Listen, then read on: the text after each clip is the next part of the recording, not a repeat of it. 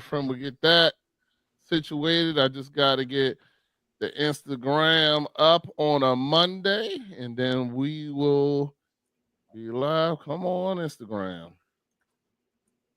I swear, hopefully they'll get that fixed. With Instagram will catch up, and there it is. And we are good. Hello, hello, hello. It's your boy, the Beast One. Welcome to another episode of Dad Mentality Podcast. Sorry about the delay, but we are here. We're here. I have been talking all this week about bringing the actual kids that are doing good. I'm getting tired of everybody talking about how kids are out here wilding out, this, that, and the other, while the kids that are doing great are not getting their shine. So we got three great kids we're going to have join us today. We got my man, Kash Aylor. Kash Aylor, you'll know him from our resident chief and specialist, Chief Aylor. And also we got my daughter, Trinity Glover, and her friend, Monty Hamilton, joining us. All great kids that graduated, that are going to college, and you're going to get to hear about what they got going up and what it really is like nowadays growing up in high school. So we're going to check it out. Y'all know what it is. It's Dad Mentality.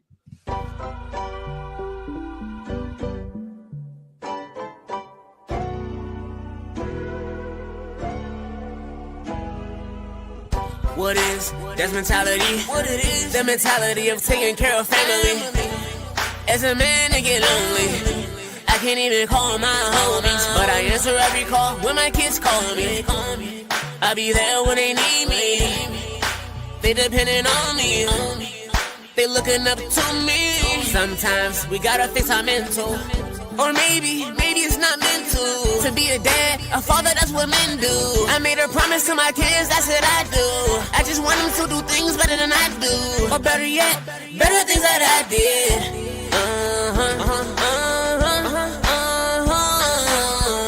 What is that's mentality? What it is? The mentality of taking care of family. As a man, I get lonely. I can't even call my homies, but I answer every call when my kids call me. I be there when they need me. They depending on me.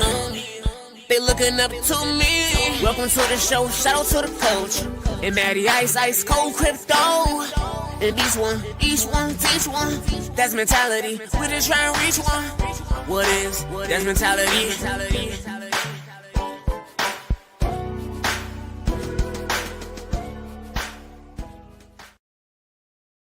Hello. It's your boy, the Beast One. Welcome back to Dad's Mentality. I'm going to let y'all know right now, if you're in the comments, please go to Dad Mentality, hit your post. Unfortunately, I broke my phone this week, so I can't even make my page active for comments. But, go to the comments on Dad Mentality. We'll definitely post it on there. If you have a graduate you want us to send a shout out to, make sure that you put them in the comments, and that way we can send them a shout out. But, welcome to the show. As y'all know, I don't do it by myself. I have my boys joining me today. Y'all know him as the Diversified Hustler. Y'all know him as the Ice Cream Man. You also know him. Sorry, I got the girls doing stuff. Got him known as the Matty Ice Cold Crypto. What's going on, Matty Ice? How you doing today, sir? What's good, man? I'm doing great, fellas, man. Happy to be here on this Monday. Man, happy to join. Just in case you didn't know, the intro you just saw was done by Art by Guapo. That is also Matty Ice's son. So talk about another great gentleman who's out there doing things. If you haven't checked him out, he's on The Knox. He has The Knox. It's on YouTube. You can check it out. It's an animated series, loosely based on his life that he's created. Another young man doing great things that I kind of put in our dad mentality universe. You definitely should have seen, we do a watch party for him every month. His next episode will be coming out at the end of this month, and make sure y'all come check it out. But also, you got joining us, y'all know I've known this man since we were 4 years old, playing in the sandbox we always grew up together, took care of each other, and always been boys, and got back together and started a podcast. Is my man Vance Robs, aka Coach. What's going on, Coach? What's good with you? How y'all doing today? Man, doing great. Doing great. So we got some special people with us today. I don't know if the girls got themselves together yet. Hopefully they'll unmute when they are. But in case, we're gonna go ahead and go to I'll give him the man of the hour. So this gentleman, y'all are let me go ahead and introduce his father, even though he's not really important to this conversation right now. But we're gonna go ahead and introduce him. Y'all know him because he's our resident military expert. He's joined us several times on the podcast talking about a lot of things, mental health and everything like that. But y'all know him as Chief Aylor. What's going on, Chief? How you doing today, sir? What's up, good people? It's always a good year when the Commanders have a good year. Hail to the Redskins for life. I love that energy. I love that energy. That's what I'm talking about. Y'all paid him for that plug. But also, we want to introduce this young gentleman who I am actually very, very impressed with. This gentleman is valedictorian of his school. He got to do the big speech that all of us get to see, but never, he's the first person I've actually met and known to be the valedictorian. I'm sure. Now, you got to get, when after I introduce you, though, Cash, I want you to tell me, what was your GPA? I know you're going to Virginia Tech, you know what I'm saying? And you're going for, if I remember correct, it's biology or no, it's engineering, one of the two. What is it? It's medicinal chemistry. Medicinal chemistry, okay. So, this gentleman is the valedictorian from school. So how you doing, Kash Aylor? What's going on, sir? I'm good. Blessed to be here. My GPA was a 4.8. I took a bunch of different AP classes. I think at the end, I took 10 different AP classes, one dual enrollment, and all honors classes. So it was definitely a blessing to receive that title. Okay, and you're excited about Virginia Tech, right? That's where we're going to school? Yes, I'm so excited. Excellent. And if I'm correct, your sister already goes there, right? Yes, sir. Excellent. Okay. So, they got a family scholar. So now I'm going to introduce my two of my very favorite ladies. One is very attached to me. I know she had a 3.5 GPA. At least that's what she told me she had at the end. But, she will be going to Towson also, and her friend Monty Hamilton, who's also, I consider her my adopted daughter. You know what I'm saying? And they both will be going to Towson. So give us your GPA and tell us what you're going to school for. Oh, they don't got no sound. Come on, ladies. Let's get some sound. Can you hear me now? Yeah, we can hear you now. There we go. Okay. Go ahead. Okay, my GPA leaving school was, I think, 3.4, and I'm going to Towson University for theater. Okay. My name is Trinity, as you all know. My GPA, we're just going to round it up to a 3.5, and I'm going to school for nursing at Towson University.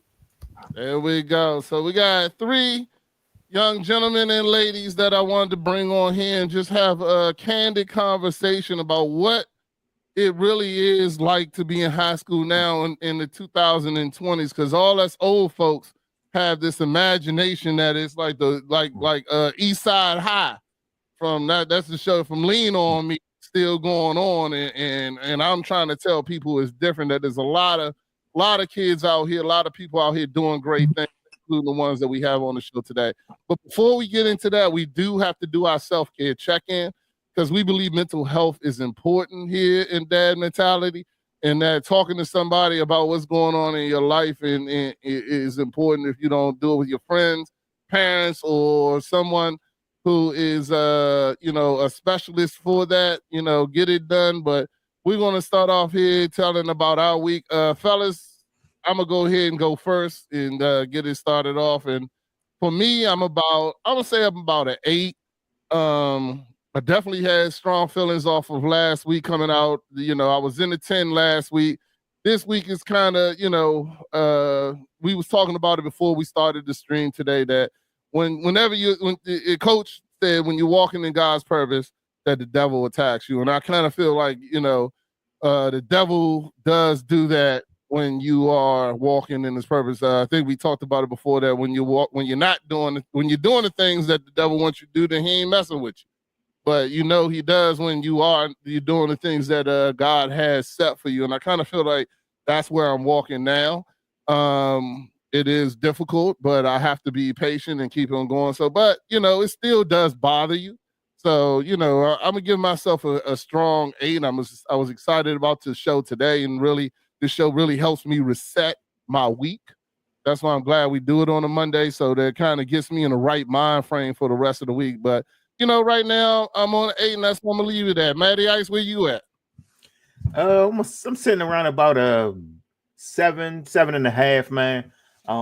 Feeling good overall. Just trying to still work out my schedule, man. Getting used to some new things that I'm doing. A little tired, but overall, man, life is good. With things, family is good and everything, man. I've been through some graduations and different send-offs and stuff like that, man. So feeling good, man. Just a little tired some days, man. Just trying to keep my mind focused, man, on some different things and continue to move forward and take advantage of some opportunities that's there. But still working. Can definitely feel better. So that's why I'm gonna say I'm about a 7.5 right now. Okay, 7.5. Coach, where you at? Man, last 2 weeks been a little tough for me, so I'm probably hovering around a 5. I'm about 50 with it right now. Like, you know what I mean? Battling some internal things, battling some external things. It's a lot going on right now. So just trying to remind myself of pretty much the value added piece, you know what I'm saying, and the various aspects of my life, right? So the last 2 weeks been kind of tough, you know what I mean? It's been busy. So but when my mind is idle, it gets tough. So that's really what's been going on last week. So I say about a 5 right now. Okay, hopefully we can get that up. We're gonna go ahead and go to the last old man of the group first. Let's see how he's feeling, and that is Chief Aylor. How are you feeling today, sir? Hey man, I'm honestly, man, I'm on 10, bro. Just to be here with y'all, to see my son graduate and to see my niece graduate. And but now I'm kind of driven to read something to y'all. This is Philippians 4:6-9. It says, don't worry about anything. Instead, pray about everything. Tell God what you need and thank him for all he has done. Then you will experience God's peace, which exceeds anything we can understand. His peace will guard your hearts and minds. I messed my phone up. His peace will guard your heart and minds as you live in Christ Jesus. And now, dear brothers and sisters, one final thing. Fix your thoughts on what is true and honorable and right and pure and lovely and admirable. Think about these things that are excellent and worthy of praise. Keep putting into practice all you learned and received from me, everything you heard from me and saw me doing. Then the God of peace will be with you. Hey man, 10 to 10, man. Let's turn them 5s and 7s and 8s. Let's turn them into 10s, bro. But I get it. We all got to walk through it. But that's where I'm at, bro.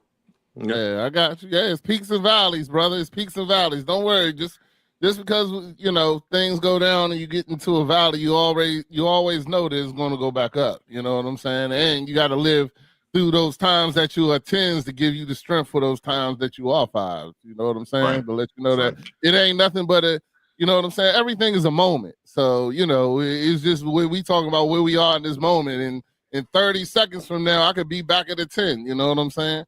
That's So, right. I got to, my daughter's out with her friend Monty. So we got the house to ourselves. So I might be at a 10 after this. You know what I'm saying? Easy. But anyway, we're going to keep it moving. So I would go ahead and go with you, Cash. How you feeling? Give us your rating from 0 to 10. Honestly, I'm at a 9. I'm just happy to be graduated, and only reason I'm not at a 10 is because I'm just doing everything for Virginia Tech, which it can be stressful at times, but it's really good. It's rewarding as well. So I think a 9 really suits where I am this week. All right. Excellent. Monty, where you at? 0 to 10? Let us know what you got going on coming up this week. I'd say I'm a 10. Mainly because of today. I graduated and I got to go out to eat with Trinity and a lot of my family. And it was honestly the best time ever. I had so much fun. And today Congratulations. thank you. Congrats. Yeah. Congrats. Congratulations. Okay. On 10, where you at, Trinity? I'm at a 10 because they Westy just graduated. I also want to say, since you want to be at a 10, that I'm not home. No breakfast, no lunch, no dinner, no lunner, no dinner, no nothing. Okay, I don't even know what that means, but It means all I'm right. not no food. Oh, okay. Well, it don't matter. You moving out anyway, so we gonna have to learn to survive anyway. But it's all good. But we're gonna get ready and move into today's topic. So before we start today's topic, I did want to share with y'all Cash's valedictorian speech. It was something that I watched, and it really kind of moved me and actually started this whole thing to make me want to do this episode. I definitely, as soon as I watched it, I shared it with my daughter. Also shared it with a bunch of my friends, my friends in the podcast community, just to really show that kids are out here doing different. You know what I'm saying? I really feel that this generation, I think, and we've talked about this on the podcast, that these generation of kids that are coming up right now are really going to be the ones to change the world. You know what I'm saying? And really be the ones to make a different impact even further than we've gone before, especially for our children. So, I'm gonna go ahead and pull this up. Now, don't get me wrong. There are some very proud parents yelling throughout this, so we might have to excuse a little bit of that. But the message is there. So, let's check it out and talk about it afterwards. Class of 2025. The highest academic honor bestowed on any student is the title of valedictorian. Yes! The student has a bright future ahead as well, pursuing a medicinal chemistry degree at Virginia Tech. Woo! Our valedictorian for the class of 2025 is our senior class president, James Kash.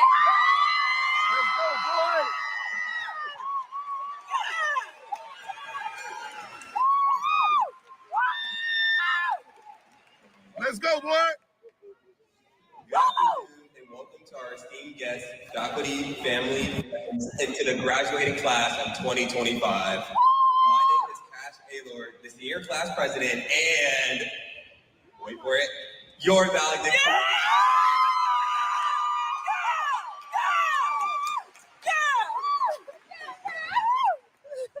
Before I begin with my speech, I would like to first give thanks to God. Proverbs 3 verses 5 through 6 says, "Trust in the Lord with all your heart, and lean not on your own understanding. In all your ways acknowledge him, and he will make straight your paths," which is a verse that I've kept close to my heart as I processed through my years in high school. Next, I would like to thank all my family that came. All the prayers you pray and the words of affirmation you give to aid in my success in high school. To my sister, Kira. Thank you for always standing up for me and protecting me. Even when I enjoy the life out of you, those late night Walmart trips and tea times will always be a cherished memory that I have with you, and I hope to make more with you at Virginia Tech. Mom and Dad, thank you for always believing in me when I didn't even believe in myself. When I was rejected from programs that were life or death for me, your accepting arms of love and correction reversed all the long nights of tears, anger, and anxiety, which proves to me your dedication and pure support of my goals. Words cannot describe how much I love each and every single one of you, and I'm so grateful that you came today. Thank you. We love you too,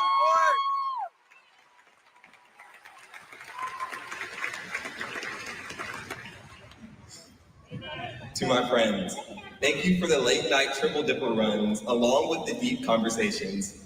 Moments like Friday Night Lights with my corner of friends in the stands while in marching band filled my spirit with joy and excitement to be active in school.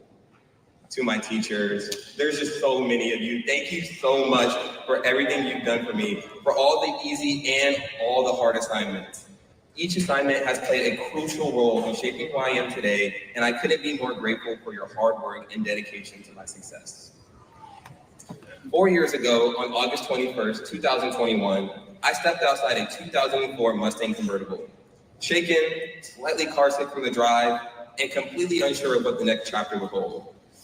Although my sister's driving might have been a little questionable, what came next was not. It was the beginning of a journey shared with over 500 students, each of us stepping into high school with our own hopes, fears, and dreams. Some of us were excited, some of us were terrified, and some of us, like me, was just trying to keep our breakfast down. But nevertheless, we showed up. Day after day, we kept pushing. We laughed, we cried. We definitely failed, but we also succeeded. We found comfort in friendships, in routines, in classrooms, and sometimes even in the chaos. And through all of that, we try to find our place, what one might call a mold where we thought we were supposed to belong. But here's the thing about molds. They're not all one size fits all. We grow up thinking there's a right way to be, a certain personality to have, a path to follow, a version of ourselves that's more acceptable, more likable, or more perfect. I spent so much time trying to force myself into molds that were never made for me. Over the past 4 years, I've changed the way I dressed, the way I act, the way I talk. And let me tell you something, it is so exhausting, so exhausting. Pretending to be someone you're not just to fit in wears you down. On top of our rigorous schedules and challenging relationships, the pretense of being someone you're not chips away at your joy, your energy, your identity. And that need to belong, man, I tell you, it is so controlling. So many of us try to squeeze into roles and expectations just to avoid being judged or left behind. We chase approval at the cost of our mental health, our peace, and our self-efficiency. But in the end, we have to come to terms with being judged. Once you decide to build your own mold, you have to be okay with the fact that some people will not like you. Some people will hate you for simply embracing who you are. And that sucks. But just know the people that actually care for you and want to see you succeed will be there every step of the way. So here's what I've learned. The moment you stop trying to fit into spaces that weren't built for you, that's the moment you break free. You break free from the pressure. You break free from the anxiety. You break free from the fear of not being enough. Yes, son! You begin to live for yourself. Not selfishly, but honestly. You start to protect your peace, prioritize your well-being. In that place of strength, you can give your best of yourself to others. If I could leave you with just one piece of advice, something you probably heard like 15 million times, it would be this: be yourself. But really, be yourself. Define who you are and hold that close to your heart. Because there will always be people who try to reshape you, who tell you you're too much or you're not enough. Let them talk. Let that noise ring, because their words don't get to decide your word. And if you ever feel like you don't have the right personality, the right car, the right job, or the right scholarship, remember, there is always a mold made just for you. Uniquely, intentionally, divinely made for you. And parents, with the path that these students are on, trust me, they are going to be completing things that you would never even fathom to imagine. They are on a path of success, and this success will continue down their lineage through high school, through college, through jobs, through whatever they decide to pursue, they will always succeed. So those scrapes and bruises you get along the way, cherish them. And know the people that gave them to you really just want to be you. So as you That's right. high school, be unique, be spontaneous, and be great. Hey, and when all seems done, remember, a crumble cookie a day gives another opportunity to display. Congratulations, class of 2025.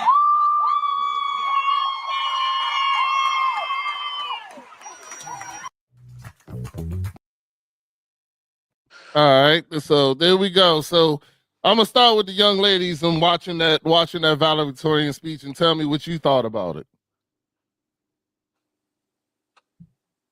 Monty, Trinity. I Go ahead. for one, I had my valedictorian speech today, and looking at both Kash and her, it kind of makes me like, dang, how do you get the confidence to not only show that kind of energy, but also be able to like talk without stumbling? Because I didn't hear that man stumble not once, and then also be able to talk in front of like hundreds of people, including parents like watching you.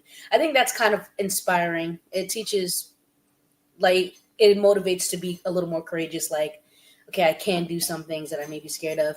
I also thought that the speech was very inspiring. Again, was very motivational, and it was just so nice hearing whoever it was recording that. It was so nice hearing their proud sniffles and yells. It was great. I know. All right, Trinity, what do you think? Monty kind of covered it all, but I wanted to know, how many chords did you have and how many medals did you have? Because that's what I was looking at. Because you had a lot of chords, and I was just like, Yeah, I had like 10 chords, I think, What? and I think like 10 or 11 medals as well. What was the chords for? They were for like clubs, National Honor Society, and band, and like sports as well. Yeah. Okay. All right. Period. Okay. Well, I'll go to Matty Ice and Coach. What y'all think about the speech? I thought it was like I said, it was great, man. I love the enthusiasm, man. Definitely tell that you spoke from the heart, man. I could definitely tell that your your parents did a wonderful job of raising you, what I mean, keeping you grounded, man. What I mean, I just love the way you spoke about being yourself, you know what I mean, not worrying about what others think about you, you know what I mean, staying true, you know what I mean, because that's what a lot of people need to hear, because you know what I mean, with social media and everything, there's a lot of pressure to think you got to keep up with the Joneses and all of this different things, man. But sometimes that puts unnecessary pressure on yourself instead of just focusing on yourself and what you're truly good at or gifted at, or what you're meant to be, or what you truly want to try to do. You know what I mean? So, man, I loved everything about it, man. And congratulations, man. And I wish you continued success. Thank you.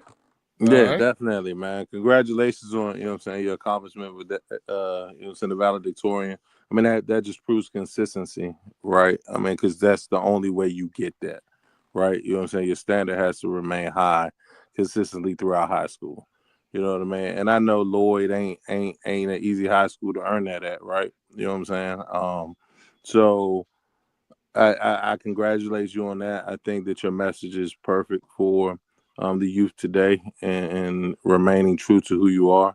I mean, even adults can kind of learn from that message themselves too. So I'm proud of you. You know what I'm saying? And you know what I'm saying? It meant something to me to see you up there. You know what I'm saying? A young black man being a valedictorian at that school. You know what I mean? So, yes, sir. Thank you. Yeah, 100%. So, for me, it definitely hit home for me, because I remember vividly, high school. Actually, for me, I remember all the things that I was going through. And in ninth grade, I was going through a lot, trying to figure out myself, trying to figure out who I was, who I wanted to be, what I was going to become. It wasn't really until I found my wife, which wasn't until 11th grade, where I kind of got tired of pretending to be someone else. You know what I'm saying? And decided, she gave me that security to really just be myself, and not sit here and try to pretend to be all these things that at the time, I was really looking for myself. And I feel like that a lot of kids going into high school, young adults going into high school is a place where you can either find yourself or get lost. You know what I'm saying? And your speech definitely hit home for me. And just, because I remember feeling those feelings of trying to figure out who I was going to be, or who I even wanted to be, or who I was. You know what I'm saying? So, it was definitely, some people already have it in mind and know what it is. But so now that you heard how we feel about your speech, how was it for you writing it?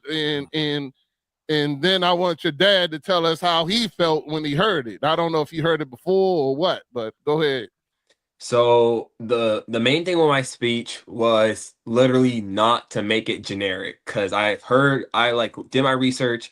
I looked at other valedictorian speeches, other class president speeches, and they all start off with the generic 4 years and today we've made it. Congratulations, class. Like, it's cool, it's simple, but it's not really serving a purpose. So I wanted my speech to not only serve a purpose for the graduating class of 2025, but for everyone that was listening. And So when I thought about the message of talking about like molds and where we are in life and what's our purpose, I was like, this would be perfect to talk to the parents and talk to the students, because this could be a lesson that they could take after the graduation ceremony and think about it for years and years and spread that on to their children as well. Okay. And what about you, Chief? How did you feel when you heard it? Did you hear it before too? I want to know if you pre-heard it or that was your first time experiencing. Yeah, no, man. He did that all on his own. Didn't come and ask for help. Didn't want no practice. I was confident in him just because I've seen him put in that work consistently on a regular basis, and I know when he gets to hunting something, he's not going to stop till he catch it. So I was more nervous for his well-being. Like just wanting him to be strong and be himself, and like any parent to see their son at the free throw line. You want them to be calm, cool, and collective, right? And so that's what I was concerned about. But once he started talking, man, I already knew where he was at with it. Like he was hitting all the points that he needed to hit. I was extremely thankful that he put the word first. He put his sister second. He gave his thanks to me and my wife and our family. But man, when he took that deep breath and got into that mode, I was like, man, he got something, and I wasn't surprised, but I was just glad that everybody else got an opportunity to see what I see every day. Excellent. Okay. All right. Now, I did have one more question that I just blanked out on, so I'll come back to it later. But we'll go back into now we're going to go and just talking about high school in general and just getting all your reference. So just because I think I told y'all earlier, but I want to make sure that the people here that are listening and watching understand why I'm having this conversation. So, I was joined with Althea McFarland and a couple other people on their podcast, the Morning Mac Show. She comes on here all the time and joins us. And they were talking about a lot of things. Now, they do talk about positive things, but I was getting tired of hearing just the negativity about, the young kids today. And I was just like, yo, these kids out here are doing like amazing, amazing things. It's not just out here, robbing, stealing, doing whatever, this, that, and the other. Like, I've met some kids, and I'm talking about, for me personally, Monty and my daughter and her friends, and even my oldest son who's 23, you know what I'm saying? I've met their friends and their family, and these kids are out here trying to change the world and do things, and they know it from a long time. Now I remember my question. My question real quick to you, Kash, is when you came into high school, was it your goal to be valedictorian? And what point of time did you actually realize that you wanted that goal and you were going for it? Not really. When I came into my freshman year, my goal was just to keep all A's. It didn't really matter what classes I took. I had some C level, some honors, and only one AP. I just wanted to get A's and get through. But after I got my report card and I saw that I was ranked 4, I thought about it and I was like, I can easily get valedictorian as long as I put in the work and the effort. So for the past 3 years, I just worked really hard, had long nights of studying, and definitely like yelling at my computer or crumbling my papers or crying or whatever I had to do. But I just realized if I put in the effort and I put in the work, then I could easily get valedictorian. So, yeah. Okay.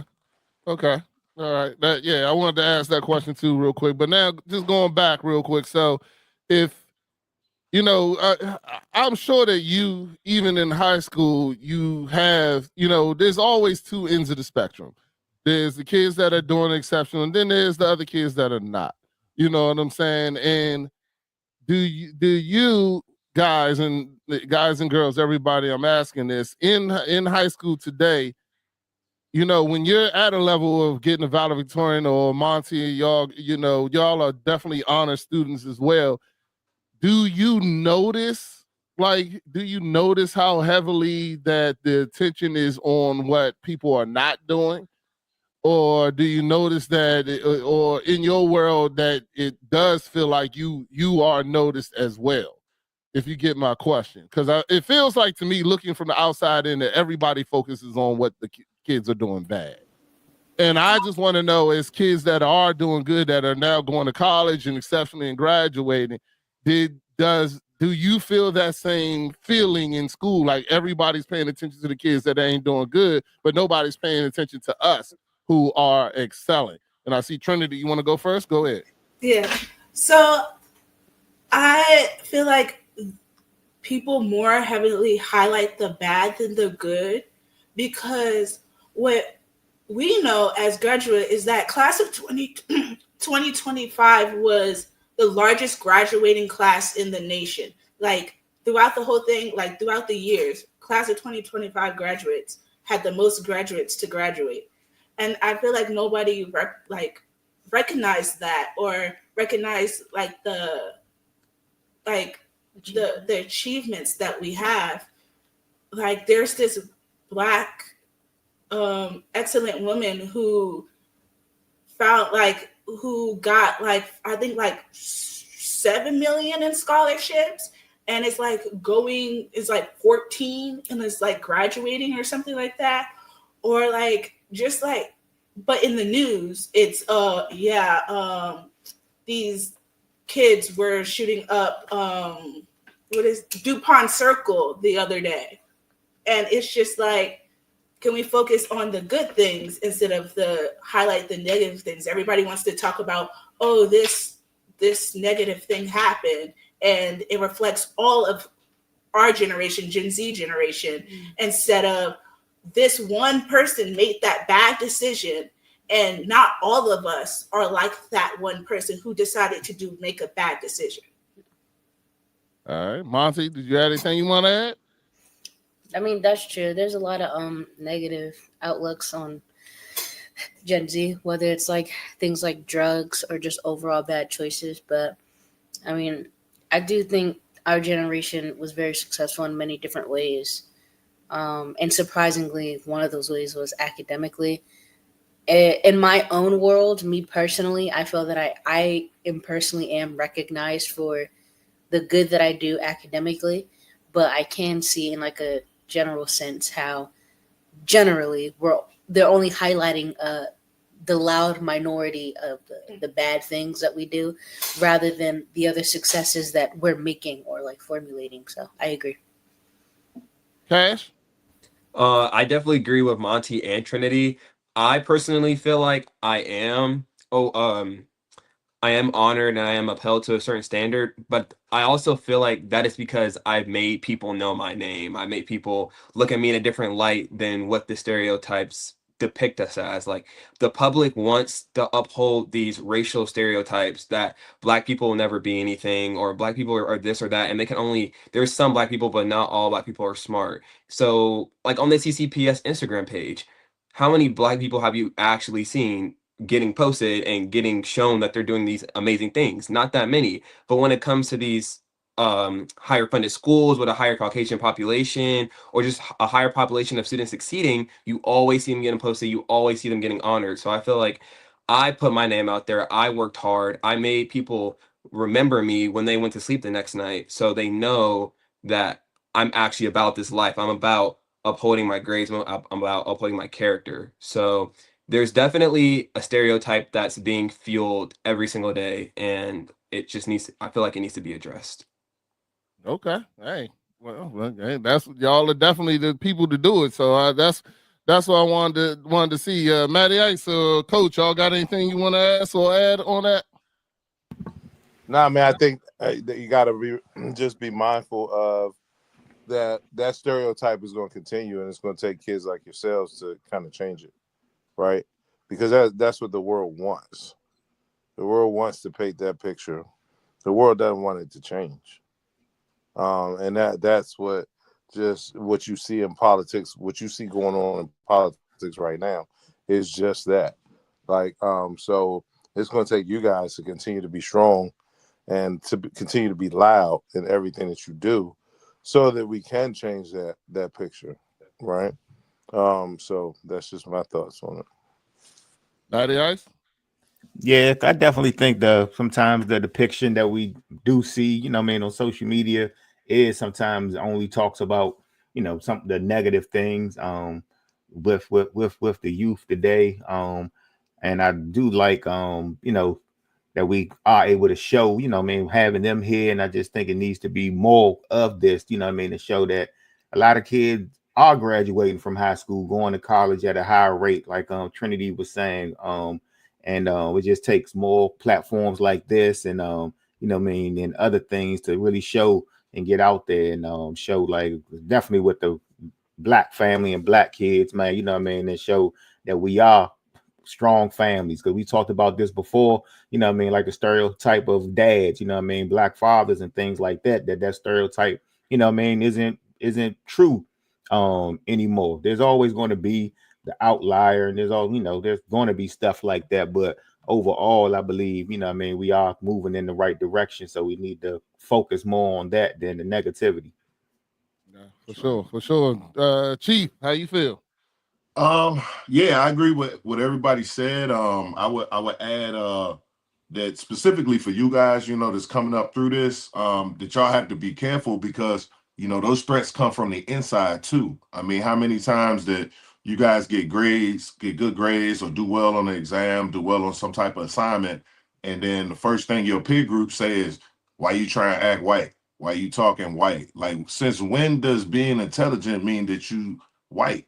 Right? You trying to be white. I mean, we act like we forget the Harlem Renaissance. You know, we act like we forget where we actually come from, and we all know that that's because that's not taught. So I just proud of y'all, and just keep standing in it. Right? It's gonna come from within also, and don't even hold them accountable for it. You know, get them grace and let it slide right off your back. It don't mean nothing. They don't know yet. One day they're gonna wake up and they'll realize where their error in their ways was at. So y'all just keep doing what y'all doing and don't worry about nobody else. All right. Well, going on that same thing, I'm just curious about, to you, Cash. What, not to you, but I mean to the young group on here. But what do you think is the biggest misconception about high school today? Like about high school kids, and even kids as you like yourself today, that you have experienced. I'll start with Cash this time. I think the biggest misconception about high school students is that we don't care. I've heard so many adults and so many other students just say, "Oh, high school students don't really care. You know, they're just trying to get out, get their diplomas, C's, get degrees." But that's not the case. Even with the population of outliers and students that aren't doing what they're supposed to do, or getting into drugs, drinking, guns, they still have attributes that just need to be upheld, that need to be supported. Like, they're not dumb, they're not stupid. They have skills, and as you get to know them, you see those skills. You see how, if you give them the support, you give them the love, how they start to shine, how they start to thrive in the environment that they are.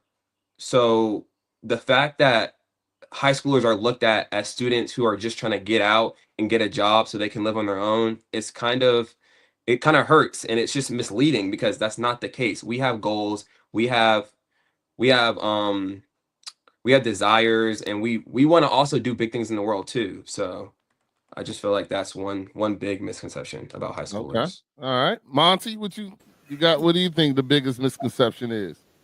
I think one of the biggest misconceptions is like the things high schoolers do. I feel like, and maybe this is just because this is how I thought when I was in middle school. Like, you might think high schoolers are just gonna go to parties, you're gonna drink and do drugs and stuff like that. And while a lot of high schoolers maybe do smoke weed or something like that, they're not. We're not do most people that I know, most high school kids in my school, any high school I've ever been to, they're not out here partying till 3 a.m. in the morning. They actually like, in fact, most high school kids that I know from the high schools that I've been to have actually been 3.5 students. They've been like honor roll students. Sorry, that's my dog. She hears me It's all talking. good. She wants to get out. Anyways, so yeah, most high school kids that I know have been like honor roll students who actually cared about their work and weren't sitting out here like getting drunk. I think that's a big misconception that had me deceived until I actually got to high school. All right, Trinity. It's okay, you got it. Okay. I'll take it from like a middle school point. Like how when I was going into high school, I did kind of think it was going to be like High School Musical. You know, we break out and dance every 5 seconds. You know, we sing in the hallway. And like be like High School Musical, and it's not like that. That's from a middle school, like a child's perspective, but like from like an adult's perspective, I feel like the most misconception is that, like Kash said, like we don't have goals, we're kind of just lazy. Ooh, that we're lazy. We're lazy is a big misconception. We are not lazy. I know all of us put in hard work. How many days we cried, how many times I said I wanted to drop out. We are not lazy. And so that's one of the big that always irks me, is that we're just lazy. And because we're laying in the bed or we're doing something, people don't see the hard work before. They just see, oh, we're tired, so now we're lazy and we're laying in the bed. Y'all don't see how many essays we had to write, and we had to college applications, this and that. And so that's one of the biggest misconceptions I've always had, is that we're lazy, and it always irks me to this day. Okay. I don't know who would feel that way. I don't know who might have called you lazy. I'm just saying. But anyway, and I agree with y'all that and that's the whole reason why I kind of did this episode, because I agree that the misconception is out there.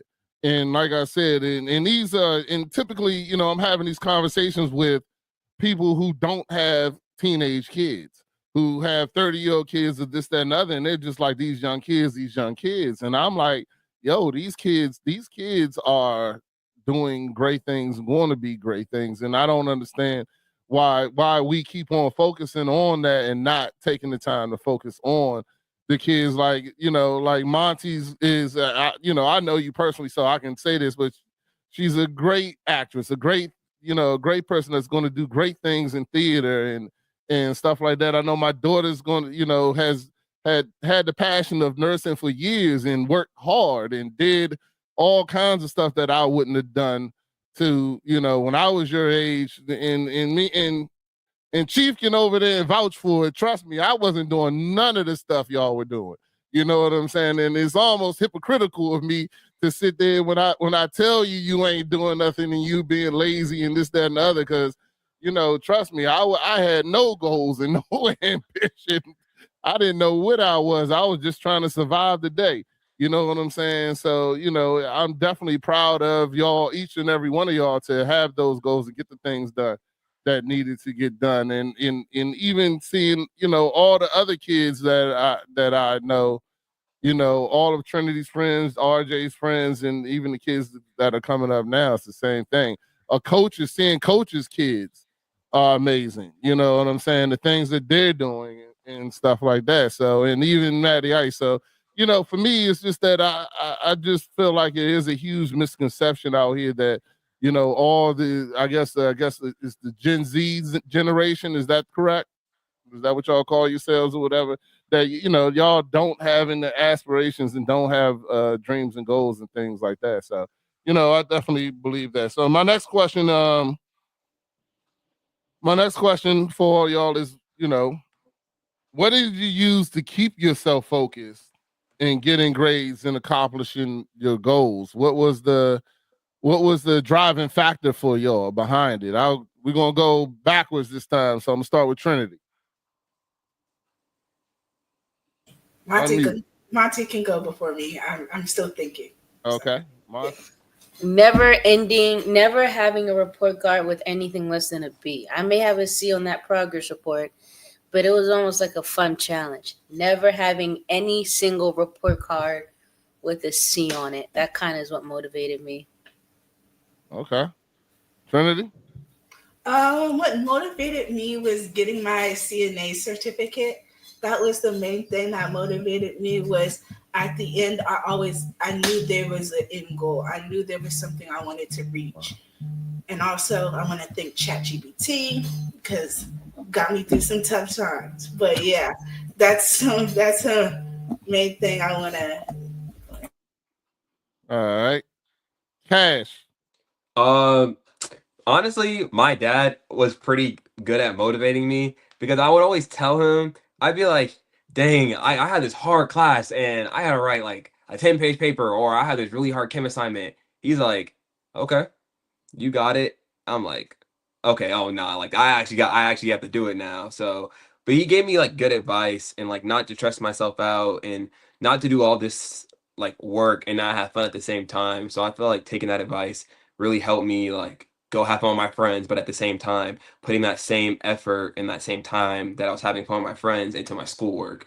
So then when I came home, my report cards, it was never anything less than an A. So Okay. yeah. Yeah. All right. And Chief, as you watched through it, how did you feel about it?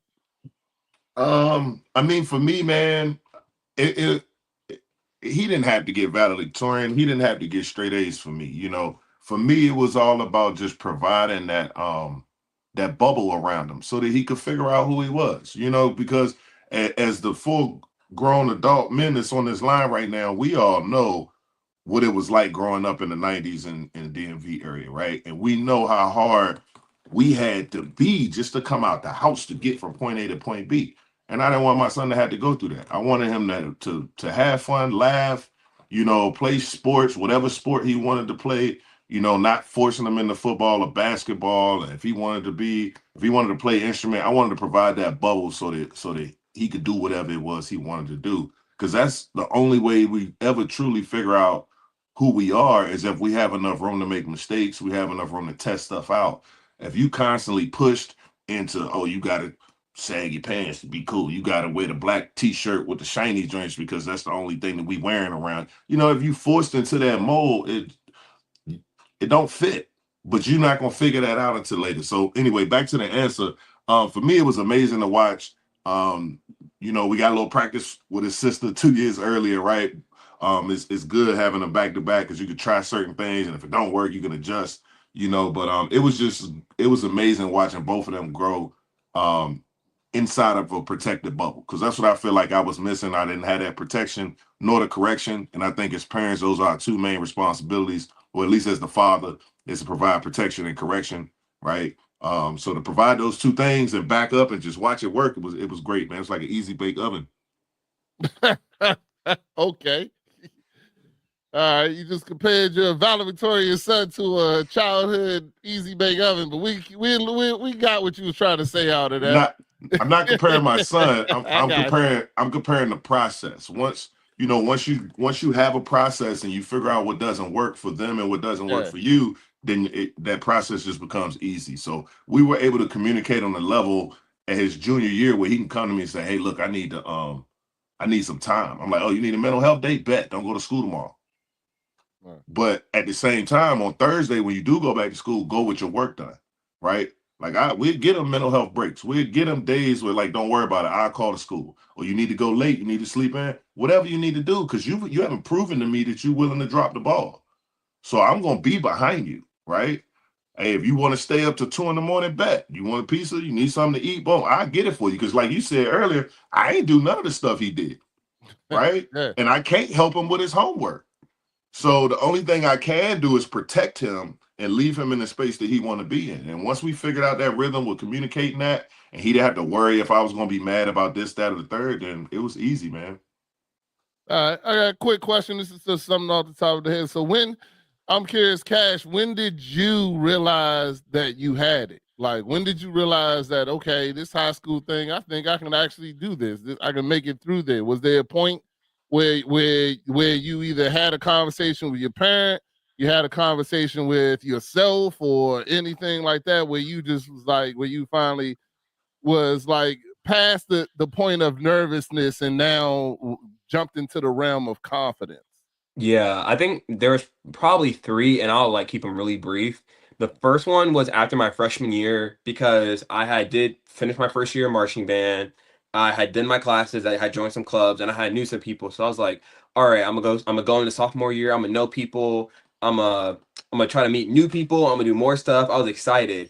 And then during sophomore year, I actually ended up getting student of the year. I was like the underclassmen representative of student of the year. And I was like, oh, so I'm actually like that kid. Like I'm that kid in my class. I represent my class. So that was a big moment, a big shining moment for me to like go outside my bubble and really do stuff, like really get into classes, clubs, talk to people, be a mentor. And then during my junior year, towards the end, when I realized I was ranked number 2 or ranked number 3, I had a conversation with my parents, and I was just telling them like I really want to be valedictorian. Like I want to work hard. I want this so bad. Like I want to do anything to get valedictorian, and they just provided me with so much good like advice and correction, but just staying true to who I am, working hard. And honestly, that just like fueled the fire and saying like my fire was kind of dimming after I found out, but they like added that lighter fluid, and it exploded. And through my senior year, it just kind of everything just lined up perfectly. Like it was perfect, perfect, perfect. And honestly, that's what really propelled me was those conversations. And of course, I like prayed a lot. I talked to God. I was trying to figure out like what my path was like while I was still honoring Him. Like I didn't want to go be valedictorian and do all this stuff while stepping on people and saying that I'm better, having this ego. Like I wanted to honor God as I completed the goals that I wanted to complete for myself. Like, I wasn't doing this because my parents were telling me to do it. I wanted to do this because I wanted to do it, and God was pleased with me, and my parents were pleased with me at the same time. Okay. All right, Monty. I'm curious to where was there ever a point where the same thing that you realized you had this? Like you was like, okay, you got out of that stage of being nervous to the stage of you were confident in what you're doing. You're muted though. There we go. Oh, sorry. Once I realized like confident in my acting abilities or academically. Academically, active abilities. I mean, just in high school period where you was like, oh, I got this. I can. I started feeling more towards, okay, this is easy. Okay, I have a C in that class. I mean, if I just turn this in and turn that in, I can easily bring that up. I started feeling less stressed about it in like 11th grade. That's where it was like autopilot. Oh, this is easy. But in 9th grade, I stressed a lot because all I cared about, I mean, it's 9th grade. I'm 14. I just got to high school. I'm thinking, oh, I'm about to party it up. All I'm thinking about is like, I want to go hang out with friends, skip classes, and somehow I still ended that school year with nothing but A's and B's. No, for real. And I don't know how I did it, right? Even though I stressed so much. And then 10th grade, I did online campus, so I only was able to focus on my academics. And because I only focused myself on my academics, like 10th grade all the way up until now, eventually autopilot, I just got confident in like my ability to bring myself up academically. And then with my acting ability, I simply I acted. I got a role or something. I got like a monologue. I acted and I thought, hey man, I'm actually good at this. And so as I build up on it and I learn more about it and I train myself, I get more confident in my ability to actually act and like do it for a living. All right, your dog is acting like it is having issues, but she is in her cage and she wants to get out, but she's not gonna get out because she's distracted. Okay. No problem. All right, Trinity, what about you? Where was the point where you realized that okay, I got this? Probably the same, like 11th grade. Yeah, that's probably when I started being 11th senior year. Yeah, 11th senior year. Because like you said, we went to the same high school. I mean, we went for the 9th grade year. Yeah. And literally you could skip like the whole quarter and pass with a 3.5 or higher. It was crazy. So like that was kind of like my mindset of freshman year. It was like, oh, I'm gonna have fun. Yeah. Oh, la la da da da. Like this is gonna be fun. Like, woo. And then like I started to like lock in 10th grade and then 11th grade. I'm like, okay, like this is like, come on, Trinity, we gotta. It's because of the work ethic. Yeah. Like, you built the work ethic and it's just natural. And now it's like, oh, this is easy. And then I transferred schools, so that helped. That helped a lot. And then I started finding my passion in nursing. And I feel like that actually like really like helped me and like got me like on the path that I needed to, because like as a nurse, like I'm not going to be skipping seeing my patients. No, I'm not going to be partying up with my patients. No, so I have to get in that mind of a nurse, and I want to do this in the future. So okay, what do I have to do to get to that point. So that's when I started to like change my mindset of 9th grade to this is what I want to do. All right, Coach Matty Ice, did y'all have any questions or anything that y'all wanted to ask or add? No, I like hearing about, just because I think back on my high school, our high school days, just going through, it was a little bit, I'm gonna say different, but I'm happy to hear how focused they was, because I wasn't as focused in high school on, really thinking about going to college or other things, was focused on a lot of other things I probably shouldn't have been, man. So it's just good to hear, man, how these kids are going about it and how focused they are, and really worried about and into their future. They're already thinking down the line. You know what I mean? All right, Coach, did you have anything? Nah, I mean my high school career was pretty much it started off rocky, you know what I mean, and then it got some stability going into like the 11th grade when I actually switched high schools. So it's good to see that you guys. I had no consistency in the first 2 years at all. Like honestly, I didn't really want to go to school. So, but the last couple of years kind of settled me. But it's good to see young people have much better focus than what our generation had, I think. Man, there were some focused people in our generation. It just wasn't the people on this call. So, yeah, so that's really what it was. So that's all that I really got, for the group. But I'm proud, like I said, I'm proud of you guys, all of y'all, for what you guys accomplishing, and what your future holds is crazy. And for you guys to have that discipline in high school is great, because it's going to transfer over to college relatively easy for you guys. So a lot of people don't even learn that discipline until college. So just keep at it. You know what I'm saying? I didn't have it in college. I had it in college a little bit, but yeah, so it'll transfer over, and I'm proud of you guys. So, yep. All right. Well, I'm gonna go with this as the last question, and we're gonna start with Trinity first. So, if you could go back and talk to yourself in the 9th grade and give yourself the best bit of advice that you could give yourself now as a senior, what would you go back and say to yourself, Trinity? I would probably say get therapy, transfer out of schools, and find and be secure in yourself and love yourself, and also just know like you're okay and everything will be and everything will be okay, and just know like the trials and tribulations you have now is gonna be worth it in the future. And also I would say get therapy. Love therapy. Get therapy. All right, can't complain about that. Monty, what would you told your 9th grade self if you could go back and tell yourself? I would have told my 9th grade self to get it together. Man, we were a mess. It was like the friend group I chose, being blinded. I think it's like not only was it the people I chose to be around, but the things that I did myself, like the faults that I have. It was like all of that could have been avoided if I just got it to like. All of that could have been avoided with simple common sense and not being like, I guess, being secure in yourself enough to not have to be around other people. A lot of my choices I made obviously didn't make sense. They weren't rooted in critical thinking. And they came from like, especially the people I decided to hang out with, they came from like a desperation. Like I'm coming out of lockdown, locked in my room all 8th grade year. I just want to be around people. I don't care who it is.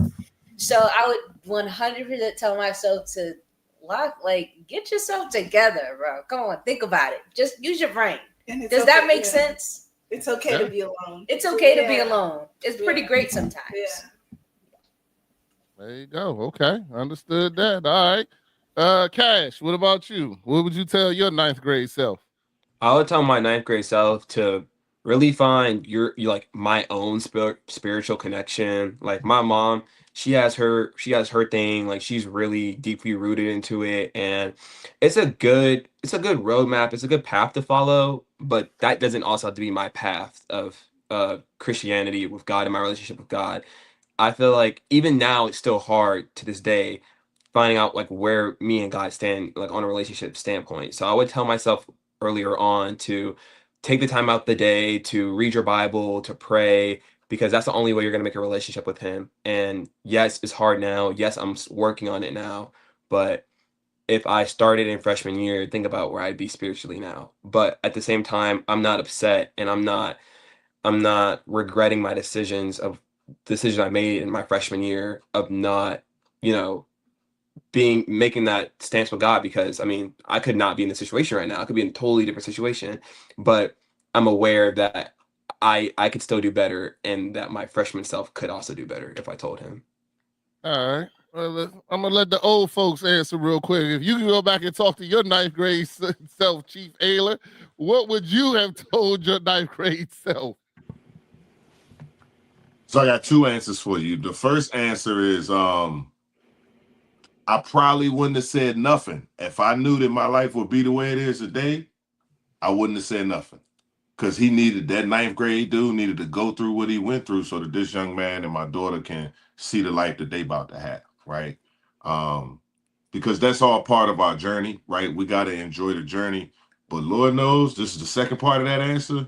Man, Rodney, boy, I would have probably like been more like you and Troy. I probably would have been more like hey, let's play video games and go to the ice box. And then all the other stuff I was doing, I wouldn't have did. Right. I was just doing too much. I'd have just told my younger self, like, look, man, you don't have to. You know what? Honestly, the best answer I got for you, I'd have told my ninth grade self to listen to his valedictorian speech. Hey. Because you know what it was? All of us was out there trying to dress the same, go to the same go-go's, talk to the same girls, smoke the same weed. We was all fighting for scraps when there was such a bigger world out there that we wasn't really paying attention to because we was too busy trying to fit in the wrong mold. So I would have told my ninth grade self to listen to his valedictorian speech, and there you go. All right, Mighty Ice. I like that too, man. Like, like you said, you got to go through some things. So, man, it's definitely some things in my life I would change, you know what I mean? But I'm happy with my life as well. So, but if I could tell myself something, I would probably tell myself to take advantage of this time, because you only have that time once, you know what I mean? You're only in the ninth grade once, you're only in high school once. So, take advantage of that time, man, because it can propel you in a lot of different ways. You know what I mean? It can be a stepping stool for you, or it could be a hindering block, something that creates something that you have, the challenges you have to work past. So I would have told myself to just take this time more seriously, be a little more focused, so I could have maybe had set myself up for earlier success, you know what I mean, in life. So, just take advantage of this time, y'all, man. I've seen that y'all have, and then as y'all going into college, just, enjoy college, enjoy the moments. You're always going to have that pressure, man, but sometimes the pressure you put on yourself, just enjoy it too, man. Enjoy college as well while you're going through these moments, man. So you always have something to look back on. Yeah, I mean, I feel kind of like what Chief said, that I got two answers. One that, yeah, I did have to go through a lot of things, and a lot of those things that I went through made me the father that I am today. The father who, I don't know, my daughter can agree or not agree, but the father who always, in my opinion, I kept it real. Like I like, if something was going on, I didn't respond the way that my parents respond, which was to beat the hell out of me until I got it together or whatever. Even though my parents weren't there, but life beat the hell out of me. You know what I'm saying? I kind of tried to make sure I kept because I went through so much trying to figure out myself. I kind of always wanted to have a safe place for my kids to figure it out and to be there for them if they had a question or asked a question. You know what I'm saying? I do feel that me and my daughter have a very great relationship, one that we can talk about anything, even if I don't want to talk about or hear her opinion on whatever it is that she wants to bring out or whatever. But it was something that I didn't want this world to be even though the world's going to be tough enough, you know what I'm saying, as you go into college and everything and you experience it, it's going to be tough enough. I didn't want my daughters or my son to feel like they didn't have a place to go no matter what. You know what I'm saying? As I grew up, I felt a lot of time during my childhood, I felt like I didn't belong.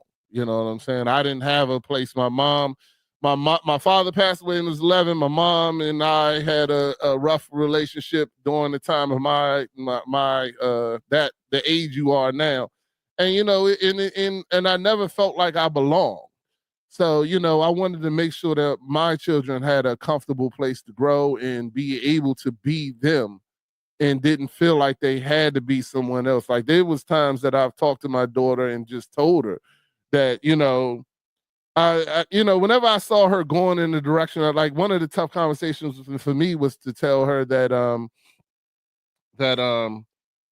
with me, I didn't want her to go in the style of asking for forgiveness instead of asking for permission.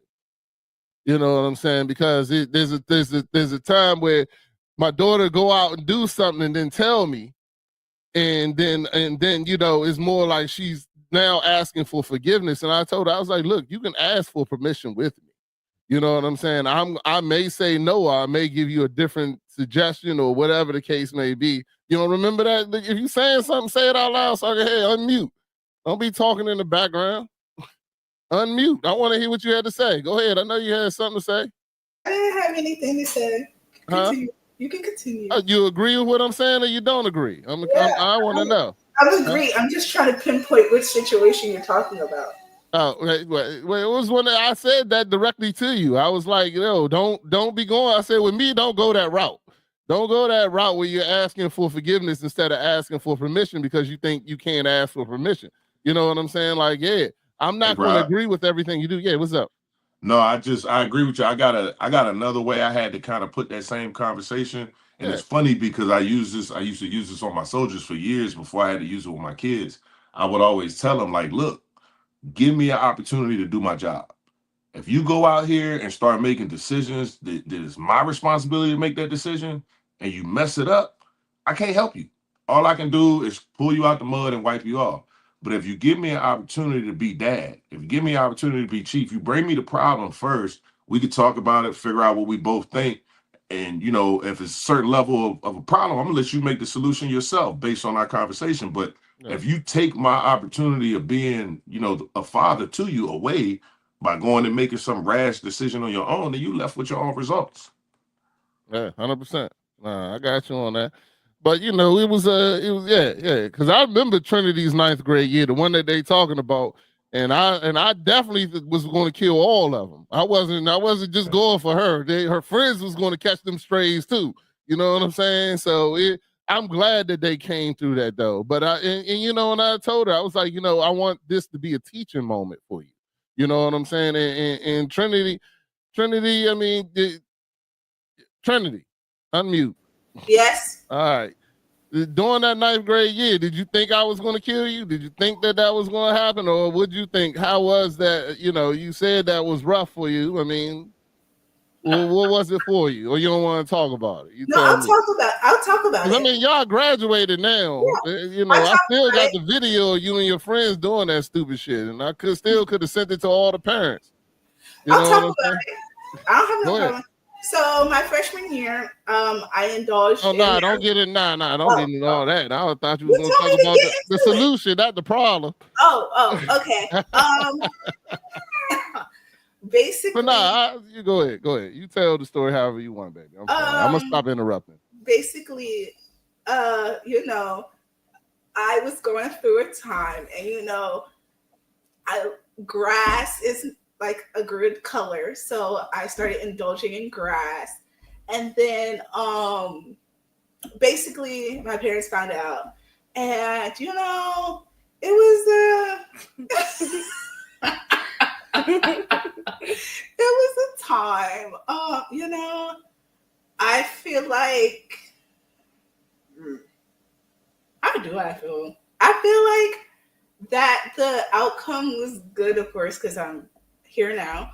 But I feel like when I was going through the situation, it was more of not what I was doing, but inside there was another underlying problem that I was going through, not that I was going through personally, silently.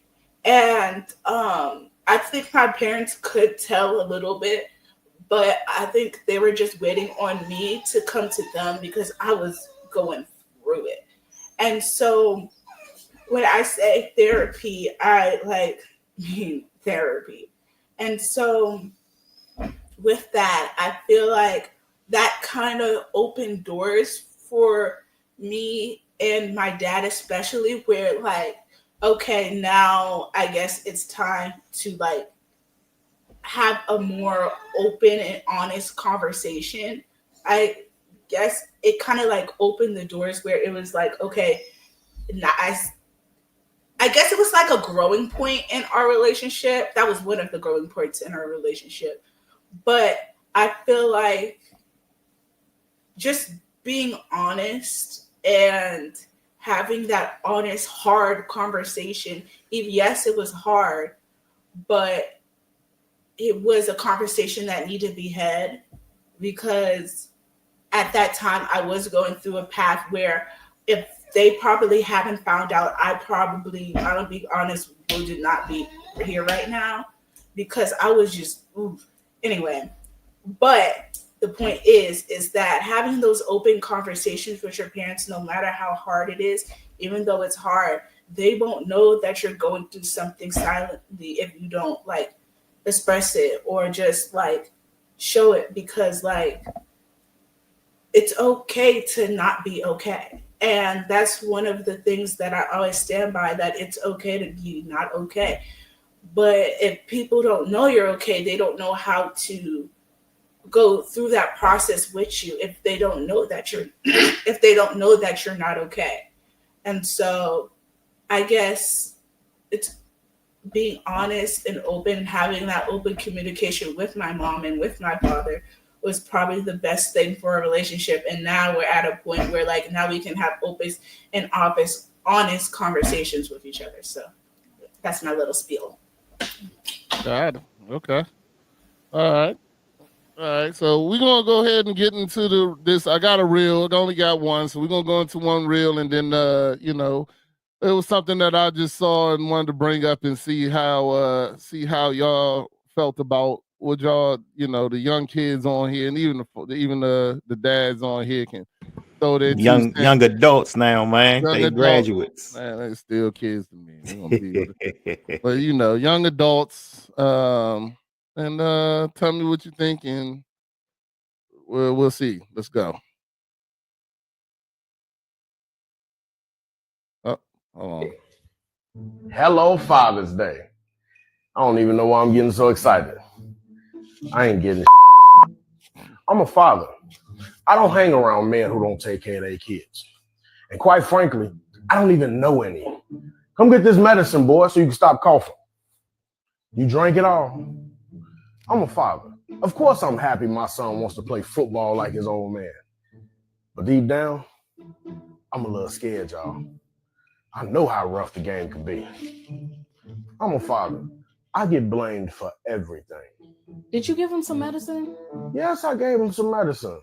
You probably didn't give him enough. Did you give him the amount that's on the bottle? I gave him the amount. You do it. You do it. I'm a father. I am not your mother. Your mother's going to hold your hand through everything and pick you up when you fall and kiss your boo-boo when you hurt yourself.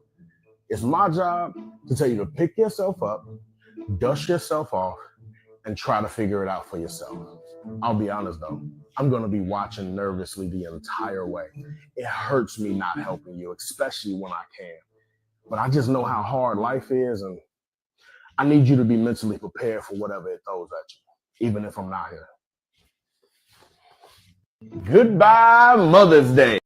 All right, there we go. So that was just a short about the how we kind of feel as fathers and things like that, and I know that me and my daughter have had this conversation, and now from her being a child to now being a young adult, that she kind of sees things a little differently. I'm just curious to I'll start with Trinity and see what she has to say about it. I'm gonna let her go ahead and drop whatever bombshell she want to drop. But as now as an adult and you look at your parents, do you see them the same as you did when they was a kid, or has the veil like came out? How do y'all feel? Trinity? Okay. I feel like the veil kind of revealed itself, I'm just because I have a little brother, and the things that like used to make it's just different when you grow up, and now you can actually like see it. Because when my little brother, like, let's say my dad says something to him about cleaning his room, right? And I remember I used to get so upset, and I thought like my dad was yelling at me and this and that, and he doesn't love me and blah blah blah blah blah. And my brother is just crying over clean your room. And I'm just sitting here like, I remember when I used to cry about that. And it's just like, it was not, as a child and as now, it was not as serious as I thought it was. And then also like, it's kind of see when my dad, like when my mom gets mad and my dad be like, okay, I'm gonna be quiet and go to my corner.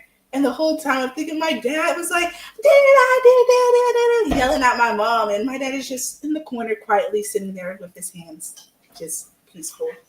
But yeah, that's what I gotta say. Like a perspective change. Yeah, it was like a perspective change. Yeah. 100%. Yeah. As you get older, I used to think my dad was like the worst person in history. But, now I love him and he's like my heart, I used to blame everything on my dad, oh, I didn't get an A in this class. It's because of my dad, I broke my tablet. My dad broke it. Yeah. There you go. I remember it. Anyway, Monty, what about you and your parents? How is the I can't say it now. Has there been a perspective change now that you are a young adult and looking at them? 100%. I feel like at some point, like definitely with my dad, perspective change. I still love my dad with all of my heart, 100%. If he was still here, he'd still be my best friend, I believe. But like that view of my dad I had at first, thinking that man is indestructible, all that definitely changes to saying how he's just a human. That happened for both my dad and my mom. And with my mom, it was more of a relationship, kind of like a relationship dynamic change of not just being mother and daughter, but like in a sense becoming friends. Like you know what I'm saying? Like at some point when I got to high school, it went from "you're so annoying, mom" to like it went from my mom being a mom to her being a mom and a friend, if that made sense. Obviously, it was because a maturity change, and I still understand, oh, that's my mother before anything. But there was definitely a relationship dynamic change that helped me to see my mom in a very different way than I used to. I don't just see her as an authority figure, but like literally as a friend. We have very open conversations. We talk a lot. Yeah, a lot of things changed because our relationship changed for the better, if that makes sense. I feel like I want to add on. I also feel like the more you grow up, the more like if you have like that relationship with your parents, especially mine, like I don't know, like I used to like hate like freshman year going through it, hate coming home, like I used to just it was just like going through it, and like I blamed my parents for everything going on in my life that was wrong. And then like just like the way I got older and mature, like I just love my parents deeply now. Like I appreciate them more. Like the way I wrote my college essay about them, like it's just like I love them and I appreciate everything they do. Either if it's like buying me McDonald's or buying me Chipotle, I appreciate, and I just like love them. And like my mom is like my best friend. I love how you said, I appreciate everything they do, even if it's just giving you $500. I appreciate it. Yeah. I love how you literally said that. Like, buy me a car. I like so the little things. Yeah. Yes. All right. A I'm house about to get maybe. muted. Let's go to Cash. What about you? Is you know, how you feel now, and is there a difference? So I feel like my relationship with my parents it wasn't like out of the norm or anything. Like, I'm a military child. My dad, he was deployed every so often. So younger me grew that connection with my mom more. And my dad was just like kind of scary. Like, I kind of knew not to mess around with him. And he would like always like jack me up if I did like, okay, I feel like he would always jack me up even if I was doing like the little dumb things. And I feel like I'd be getting jacked up for no reason. And I'm like what did I do to you? Like, he would always be jacking me up. But I mean, at younger me, I didn't really see it wasn't as, our connection wasn't as powerful. Like, I played the game with him or whatever. I talked to him, but we never had like those deep conversations. But as I got older and started going through high school, we just had conversations so easy. It wasn't hard to come and talk to him. We just started talking, and we just talk about whatever we want to talk about. And that's when I started really building my connection with him. And that's when he started jacking me up less. And that's when I realized, like, I just have to do what I'm supposed to do, and he'll be 100 times proud of me. But at the same time, through my time growing up as a kid, growing up in middle school and high school, they went from strict 8:30 bedtime to, okay, like 10 p.m. bedtime on the weekend, you got 12 a.m. to now I could just pretty much do whatever I want because I've built that connection, I built that trust, and now I think me and my dad's connection is really good. Like, we just talk about like whatever, like, it don't even matter. We just talk and talk and talk. But those jacking ups definitely helped, taught me not to be a knucklehead, and yeah, that's pretty much it. Definitely hear that. All right, old folks, you got anything to add or anything to say before we end the show?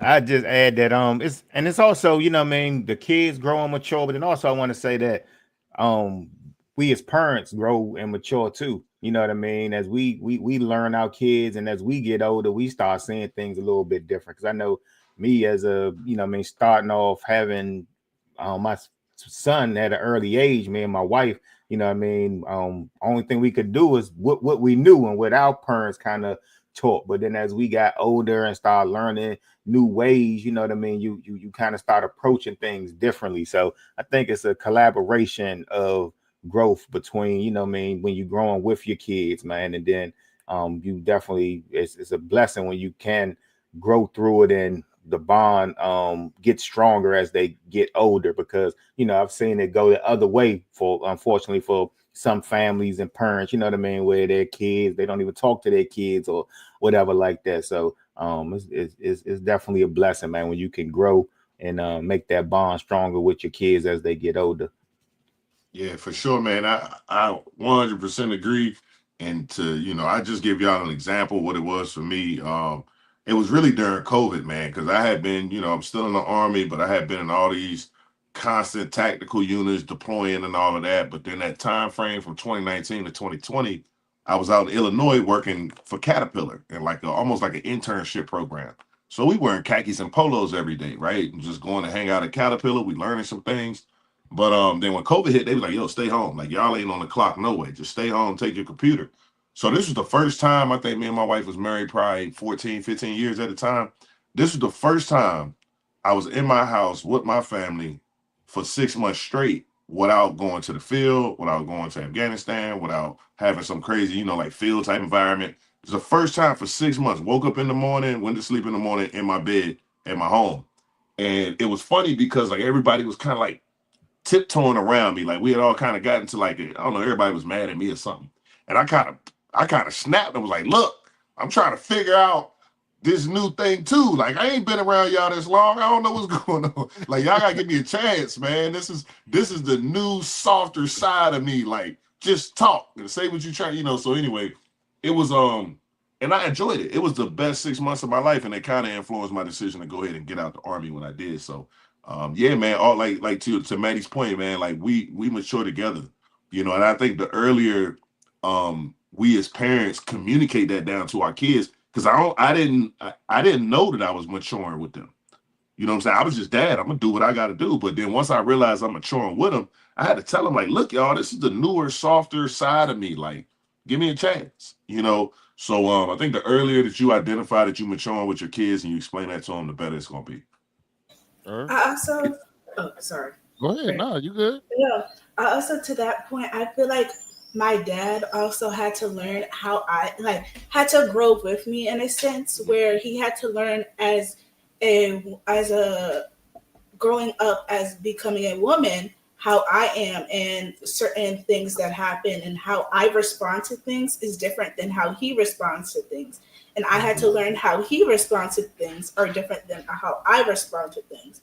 He's more of a problem solver and wants to fix things quickly and like just wants to fix the problem. I'm more of, I just need a hug and then we can fix the problem.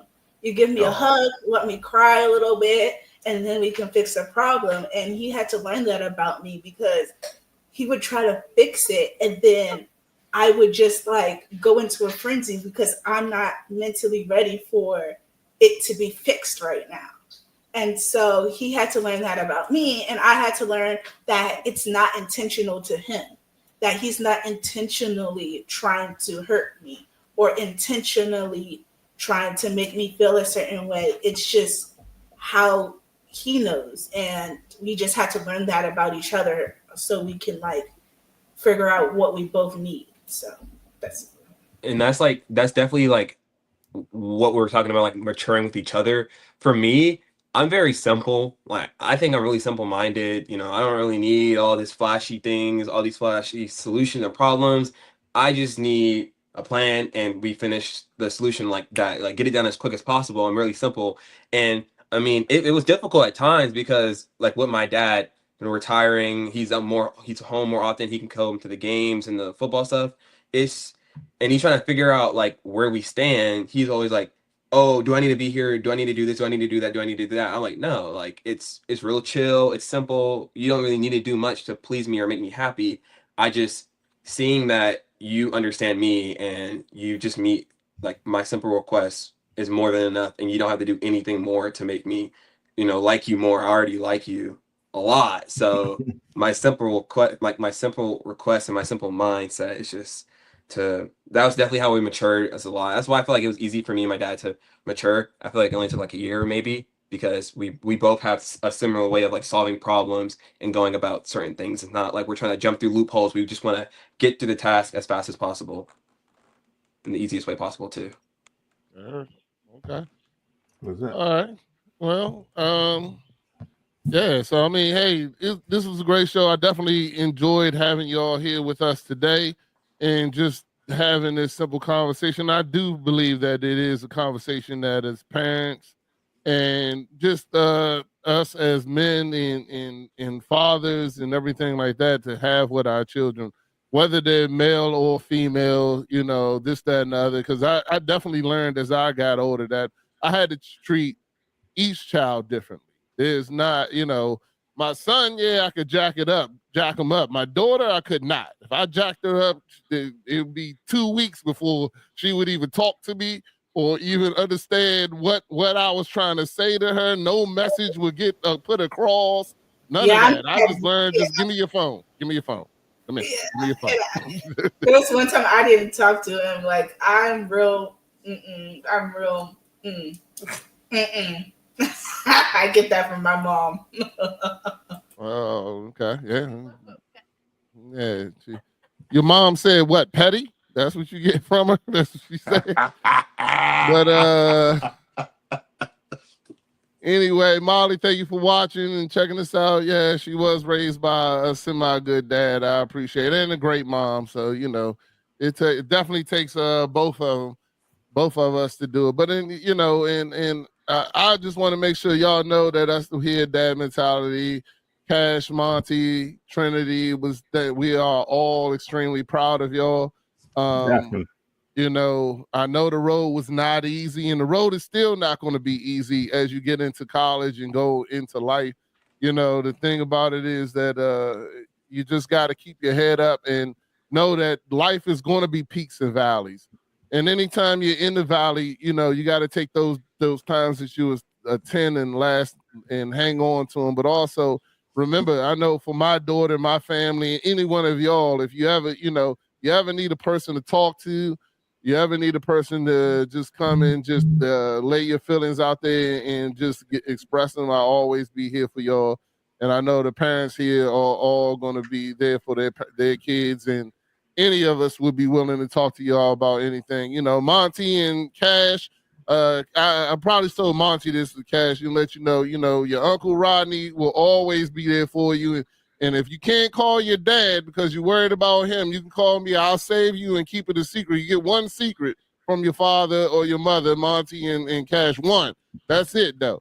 But after that, I'm snitching. I'm letting you know that now. So, but I'll give you one time. I'll pick you up and won't say nothing, drop you off where you need to be or get you out of whatever situation. So, you know what I'm saying? You got that one time. But I definitely want to tell all of y'all, I'm proud of y'all. I'm excited about seeing what's next.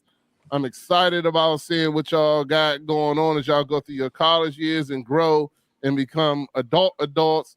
And I'm excited that when we get old, we can come over your house and mess it up like y'all have done to our house for many of years. So I can't wait to come in there and leave the refrigerator door open. I can't wait to leave every light on in the house. I can't wait to go in a room and the room be clean when I go in there, but when I come out, it's destroyed. I'm gonna figure out how y'all do that. And when I get old, I'm gonna get to do that to all of y'all. So I definitely can't wait for that. But thank y'all for joining us today. Thank you for having this candid conversation. I hope more people have this candid conversation with their kids and family. And we appreciate y'all and God bless. Good night. Rod, I got one alibi. Hey, just remember how we started this. Philippians 4, 6-9. All right, go back and read it for yourself, right? Make your own common sense out of it. And Rodney, we should do a 1-year anniversary, see how they first year went. Absolutely, 100%. For sure. Definitely down. Definitely, yeah. We can make this an annual thing or biannual, either or. It don't matter. I'm down for it. As long as y'all are willing to join us, even from college, wherever, we'll have these conversations. And every Monday at 7:00, you can join in and tap in. You want to join and talk about something. You got a topic. You got something on that's going on in college that you want to discuss and just have a conversation with us. Hey, y'all know where I'm at. And I definitely have y'all on anytime. So, all right. And so anyway, God bless. Good night.